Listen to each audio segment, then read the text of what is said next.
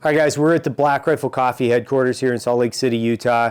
We're going to take a little bit of time today. We're going to introduce you guys to the ecosystem of BRCC, or what I would say is Evan and BRCC's ecosystem here in Salt Lake.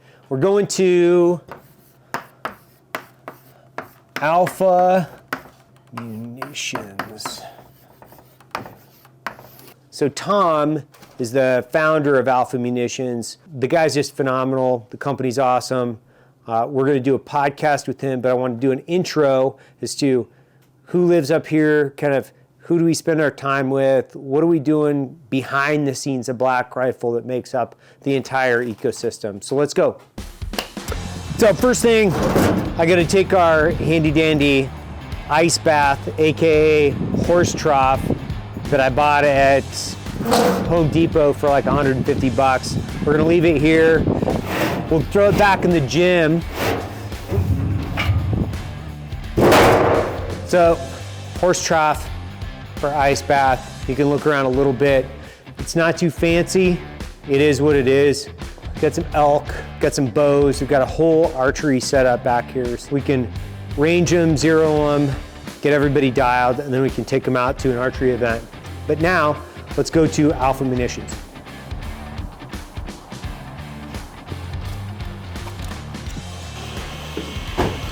It's important work, huh? What we do here at Alpha Munitions is clean wheelbarrow repair.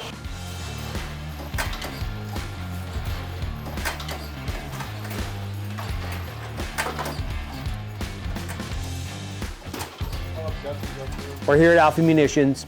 We're obviously here with Tom. And then we have, who do we have over here? Rickson. I call him Ruxin for a combination of other reasons, mainly because it's from the league, which is I think one of the best series ever made. It's truly one of the best series ever made. Why do you guys exist? And this isn't meant to be too commercialized. It's just like, these guys are right down the road. I spent a ton of time talking to Tom, a little bit less time talking to Rickson, right? We'll see a lot more of the content and some of these other videos coming out this year. I want to make sure that you guys understand the context. Like, why do you guys exist? What do you do? What's going on with this place? Yeah, it's really simple. We love shooting. Mm-hmm. So we were in other industries. I was in med device. Andrew was coming out of Colorado School of Mines. He was going to drill for oil. But we saw, when we analyzed the market, there's a huge market gap for really high-end precision brass made in the USA. So we looked at everything that was out there, and we identified that, oddly enough, the best products were coming out of Europe. So we felt strongly that we could build a better product. Do you think that you've done that? Oh, we've done it. Walk me through like the testing, because I think that's an important piece of this. Like, why are your tolerances different? Why is it better? Like, why is the testing and the procedures? Like, what have you done? It's a good Andrew question, because Andrew actually developed our entire quality protocol. So testing is super important because the consistency of the brass is what matters for end user performance. So when you go to shoot an elk at 600 yards, 400, whatever it is, you want to make sure that trajectory of the bullet goes the exact same way every single time. Mm-hmm. So if we're dimensionally consistent on the case, we have the same internal capacity.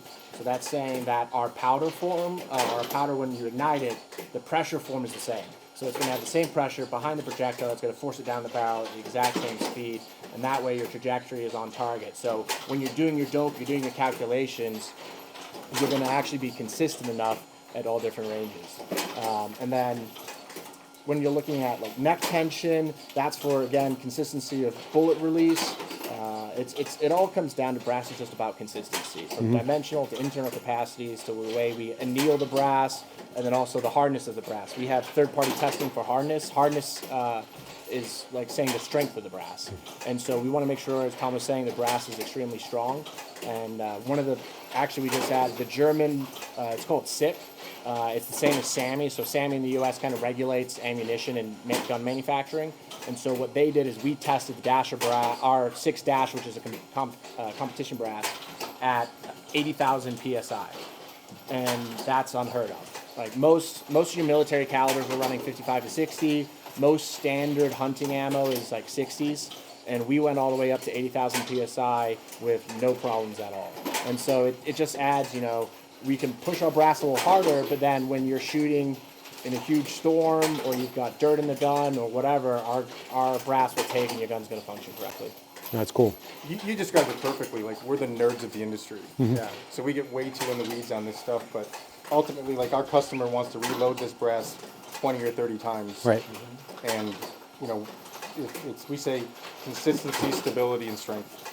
Consistency, stability, and strength. So, interesting thing about this is like hardcore coffee aficionados and hardcore shooters are always into these components, which is consistency, consistency, consistency. So starting with quality, which is very similar to a green coffee bean. So like the coffees that I really love are micro lot, single origin, high altitude fruit forward coffees, right? So I can just rattle that stuff off because that's what I'm into. Whereas I think most people within this industry and this subculture are also ready and willing to knock out 3 components that define the way, for me, coffee, and for you, brass. So I'm looking at it and I say, well, if I look at the quality of the bean first and foremost, like you have to start with the quality of the product, which is single origin, high altitude, high quality shade grown coffee from a reputable farm, right? And then we get into the processing technique. So how is it processed? So how are we taking the cherry off? Are we letting it ferment? Are we not? Like there's a couple different ways that you could get into. And then once it gets to me, so is it fresh? Is it high quality? And then it's all about how do we roast it before it lands in the end user, which would be, now I'm going to run it through my espresso machine or pour over whatever it might be, but I need to be able to measure that every time because I have to be able to replicate the perfect cup of coffee. So just like shooting in long distance, if you hit a target, it would be insane for a precision shooter to reload a different load every time and then think they're going to be able to replicate the circumstance over and over and over again. So shooting and coffee have very similar overlays, which we've identified and talked about a lot, but I thought it would be really cool for us just to do a whole show on like competitive shooting, precision shooting, talk about alpha, and then talk about the similarities between coffee and shooting, because it's always been similar to me. It's like I look at an espresso machine, I'm like, okay, heat, pressure, like when am I infusing the coffee, when am I doing this, when am I doing that, what's the size of the grind, I'm measuring time, I'm measuring consistency and crema and all these different things. You guys are out here, you have all this like wild technology that's associated with making and manufacturing precision brass. It always looks like that to me, but for us, I thought it was cool because the other day I sent you a video on how to make this like pour over. It was just like something I did in my kitchen. I put out probably 6 different pieces of information in a 4-minute video on how to make a perfect cup of coffee. And to be fair, I could have turned that into a 30-minute video, but I like did the Reader's Digest version because I know I don't want to lose a bunch of people. Well, I didn't realize that. So I always thought the more coffee you scoop into the filter, the better. Right. But after watching it, you actually weigh it like we weigh out powder, and that makes a difference. So we actually sent a bunch of the Chemexes to our competition shooters with the video that you sent, and they were just nerding out on it. Yeah. Like, oh, I didn't realize coffee was like, the more precise and complicated you can make it, the happier they are. Exactly. Yeah, that's like when I get happiest is when I'm like, oh, okay, so I'm going to tear the onion apart, and the more I peel it, the more it's going to make me cry with happiness because I can get like really, really layered in detail. It's an experiment too, right? Like Yeah. every time you get it, you're like, what can I try to make this better? How can I adjust this? How can I adjust that? It's the same thing the shooters do. So we're weighing powder. When we do powder drops, when we hand load, we're loading to 1 kernel. Mm-hmm. So all the shooters are texting me. They're like, "Can I put this into my powder drop?" And like I'm like picturing in my mind they've got like 42 cups of coffee within like little different grains of drops of coffee, and they're tasting to find the best cup. Yeah. See, we know, I knew people would love it. Like you did too. We're like, okay, this is cool. So now we can talk about how we're going to overlay like what I think is really cool about what you guys do, and especially PRS, talk about it on the show. So what I want to do is give people kind of a behind the scenes look at what you guys do here. If you guys are cool with it. Yeah, just kind absolutely. So we've put 100% of our production through this QC inspection machine. So every single piece that one of our customers get will have gone through everything I'm about to explain. So our first station, this inspection device, it's a pretty cool little device. It's shoots, the best way to explain this is it shoots ultra straight light beams across the part. And you can see the parts presented, there's a receiver and a sender head. And what it does is it captures those light beams and it captures the shadow. And so from that shadow, it can go through and measure the exterior of the case, and it's accurate to plus minus 4 micron. And so it's incredibly accurate. So that's looking at all critical dimensions on the outside, neck diameters, lengths, shoulder angles, head diameter, E-groove diameter, head thickness. We take a total of 13 different measurements for that for this step. Next, we go to our head camera inspection. So we take 2 images on our head camera. We have, I think it's a 21 megapixel camera underneath. We look at the head stamp of the brass, making sure the lettering's all correct, there's no damage. We look at the primer pockets to make sure the primer pockets are centered to the case head, that there's no obstruction. Then we take an image of the flash hole. So we backlight the flash hole and we make sure the flash hole is circular, it's centered again to the primer pocket, and that it's clear and clean of any burrs. One of the most important things in shooting is a clean flash hole and centered, because you want to make sure your powder ignition is even every single time. And so we inspect every single piece to make sure our flash holes are correct. The next piece, or the next stage, is probably the coolest, I think, on this machine, if not in the shop. And so what we have here is we have 2 lasers. And so it's a line scan laser setup. So we present the part in front on this rotary.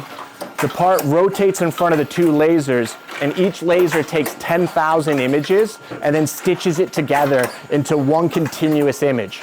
And essentially what you're looking at is a topographic map of the part, of the case neck, which is here, and the case shoulder. This is a grayscale image right now, but then we can go into and actually look at what we're seeing. So that's what actually the machine's looking at, and we'll program into it to say, highlight these problems, look for these dings, these dents, these scratches. And the accuracy in the Z direction is plus minus 2 micron. Again, it's incredibly accurate, and this is doing any kind of fault detection. So we're looking for splits, dings, dents, and it will pull it all out and reject it from the machine. Finally, after that, behind here, we have a weight scale. So underneath here, we have a little centering tool, and then under that is a weight scale. It's used in the pharmaceutical industry typically, and we're able to measure the weights down accurate. I think it was plus minus 0.01 milligrams, if I remember correctly. And so we'll check every single weight. That allows us to know if there's any gross defects in the brass. And then also for our customers, they'll be able to get the exact same allotment for every single piece of brass. And so every single piece goes through this machine. It then goes through one last hand inspection before packaging, and then it gets shipped out the door.